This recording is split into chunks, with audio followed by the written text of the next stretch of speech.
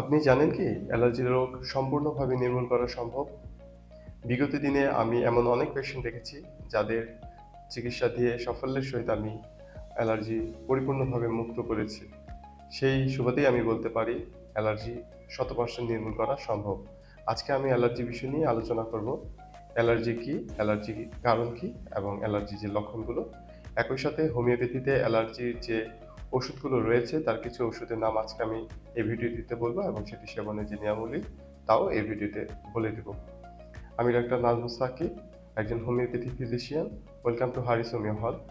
আপনাদের যদি কোনো পরামর্শ থেকে থাকে তাহলে অবশ্যই কমেন্টস করবেন এবং ভিডিও ডিসক্রিপশনে আমার হোয়াটসঅ্যাপ নাম্বার অথবা মোবাইল নাম্বার দেওয়া রয়েছে, সেখানে আপনারা কল করে জেনে নিতে পারবেন অথবা আপনারা চাইলে আমাকে টেক্সটের মাধ্যমে আপনাদের যে সমস্যা রয়েছে সেগুলো শেয়ার করতে পারবেন। আমি কোনো প্রকার সার্ভিস চার্জ ছাড়াই পরামর্শ ফ্রিতে দিয়ে থাকি এবং একই সাথে আপনাদের যদি কোনো ওষুধের নাম প্রয়োজন পড়ে এবং সেই ওষুধটি কোথা থেকে কিনলে আপনারা স্বল্প মূল্যে কিনতে পারবেন এবং ওষুধের কিছু আপনার কোয়ালিটি রয়েছে, কোথায় গেলে আপনারা ভালো মানের ওষুধটি পাবেন সেই ঠিকানাটাও আমি আপনাদেরকে বলে দিব।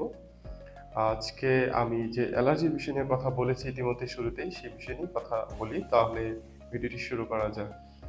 অ্যালার্জি এটি কি? অ্যালার্জি হচ্ছে আমাদের ইমিউন সিস্টেমের একটি সংবেদনশীল প্রতিক্রিয়া যা কোনো পদার্থের মাধ্যমে ঘটে থাকে। মূলত হচ্ছে যে কোনো একটি পদার্থ বলতে আমরা অনেক কিছুই বুঝি। এর মধ্যে দেখেন ধুলাবালি রয়েছে, পরাগরেণু রয়েছে, ডাস্ট মাইট রয়েছে, ছত্রাক রয়েছে।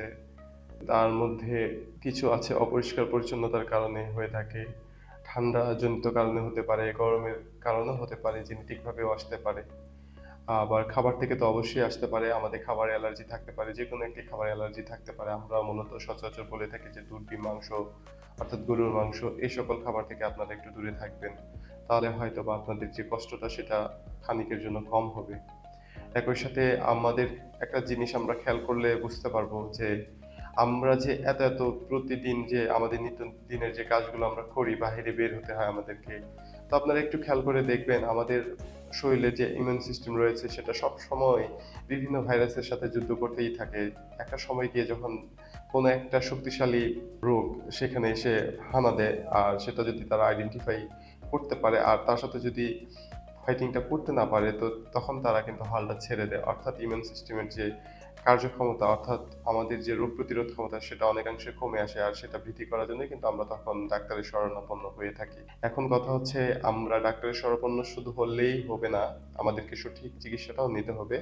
সঠিক চিকিৎসা নেওয়ার পাশাপাশি আমাদেরকে সঠিক নিয়মকানুন মেনে চলতে হবে।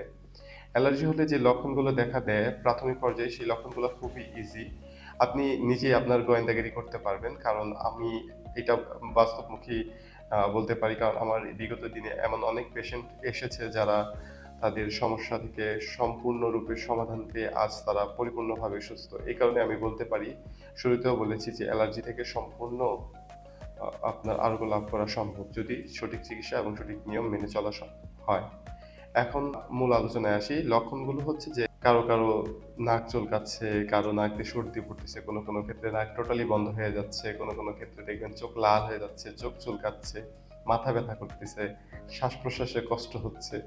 এই সকল বিষয়ের দেখবেন লক্ষ্য করে যে এই সকল বিষয়ে যেকোনো একটি যদি আপনাদের মধ্যে দেখা দেয় তাহলে হয়তোবা আপনারা বুঝতে পারবেন আপনাদের অ্যালার্জি সমস্যাটি রয়েছে। দেখবেন যে যখন কোনো হাতে চুলকাবেন তখন কোনো ক্ষেত্রে দেখবেন যে মোটা চাকার মতো হয়ে যাচ্ছে অথবা গুটির মতো হচ্ছে, ঘামাচির মতো। গরমে অস্বস্তিকর অতিরিক্ত পরিশ্রম, ব্যায়াম, এক্সারসাইজ সবকিছু একসাথে করার পরে আমাদের যে ঘাম থেকে কিন্তু আমাদের এই সমস্যাটা দেখা দিতে পারে। তো সেক্ষেত্রে সবসময় মনে রাখবেন ঢিলাঢালা কাপড় পরার জন্য চেষ্টা করবেন। পাশাপাশি ঠান্ডা থেকেও কিন্তু হতে পারে, যেমন অনেক সময় বৃষ্টিতে ভিজতে গিয়ে আবার পুকুরে জলে গোসল করতে গিয়েও কিন্তু অ্যালার্জির সমস্যা দেখা দেয়।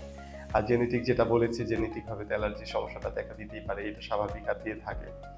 এখন আমরা আসি যে হোমিওপ্যাথিতে এর গুরুত্বপূর্ণ যে চিকিৎসাটি রয়েছে তার দুটি ওষুধের নাম বলি যা অ্যালার্জির জন্য খুবই গুরুত্বপূর্ণ ওষুধ। আর এই ওষুধগুলো যদি সঠিকভাবে সেবন করা যায় তাহলে অবশ্যই আপনারা এই রোগ থেকে পরিপূর্ণরূপে মুক্তি পাবেন। ওষুধ দুটির মধ্যে প্রথমটির নাম হচ্ছে আর্সেনিক অ্যালবাম। আর্সেনিক অ্যালবাম আমি সবসময় ব্যবহার করি 30 বা 200 পটেনশিয়াল, যা আপনারা 1-2 ফোঁটা করে জিভে দিয়ে খাবার 30 মিনিট আগে বা পরে দিনে 3 বার অথবা 2 বার খাবেন।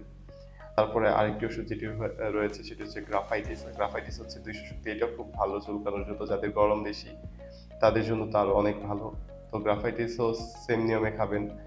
2 থেকে 3 ফোঁটা করে 1/2 কাপ পানির সাথে মিশিয়ে খেলে আরো বেশি ভালো। একই সাথে দিনে 3 বার খাবেন, খাবার 30 মিনিট আগে বা পরে।